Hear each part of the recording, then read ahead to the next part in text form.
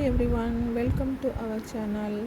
நம்ம ஜவ்வரிசி வத்தல் எப்படி செய்யறதுன்னு பார்க்கலாம். 1/4 கிலோ ஜவ்வரிசிக்கு ஒரு பாத்திரம் தண்ணி வச்சுட்டு ஜவ்வரிசியை மிக்சியில் போட்டு ஒன்றும் பாதியமாக உடைச்சி தண்ணி சூடானது ஜவ்வரிசியை போட்டு நல்லா கிண்டிகிட்டே இருக்கணும். 1/4 கிலோ அரிசி மாவு, அது கூட 2 ஸ்பூன் ஜீரகம், 2 பச்சை மிளகாய் போட்டு நல்லா அரைச்சி அந்த அரிசி மாவுலேயே போட்டு அதை தண்ணி மாதிரி கரைச்சி வச்சுக்கிறோம்.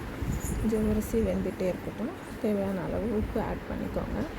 கொஞ்சம் ஜவ்வரிசி அந்த கண்ணாடி பதம் வந்ததுக்கப்புறம் இந்த கரைச்சி வச்ச அரிசி மாவை இதை ஜவ்வரிசி வந்ததுக்கப்புறம் அதில் ஊற்றி கூழ் மாதிரி நல்லா காய்ச்சணும்.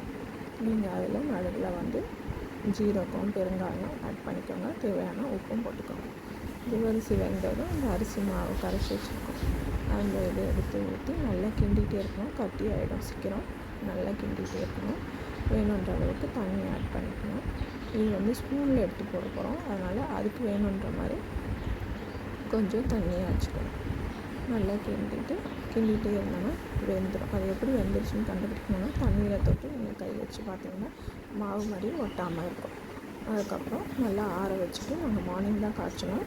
ஒரு 1/2 hour ஆற வச்சுட்டு அதுக்கப்புறமா மொட்டை மாடியில் எடுத்துகிட்டு போய் டேபிள் மேலே போடுற அந்த கவர் வச்சு அதில் தான் ஸ்பூனில் எடுத்து ஊற்றி காய வச்சோம். இப்போ நம்ம சென்னையில் இருக்க வெயிலுக்கு 1 டேலேயே நல்லா காஞ்சி ட்ரை ஆகிடுச்சு. இது ஆனியன் வத்தல் அதுக்கு முந்தின நாள் போட்டது. இது நல்லா ஒரு நாளில் காஞ்சி கிறிஸ்பியாக நம்மளுக்கு கிடச்சிருச்சு. வீட்லேயே நம்மளே செஞ்சு நம்ம குழந்தைங்களுக்கெல்லாம் பொரிச்சு கொடுக்கலாம். ரொம்ப விரும்பி சாப்பிடுவாங்க. அதுக்கு முன்னாடி நாங்கள் இந்த அரிசி முறுக்கு வத்தல், ஆனியன் வத்தல் போட்டுருவோம். Please subscribe our channel, like this.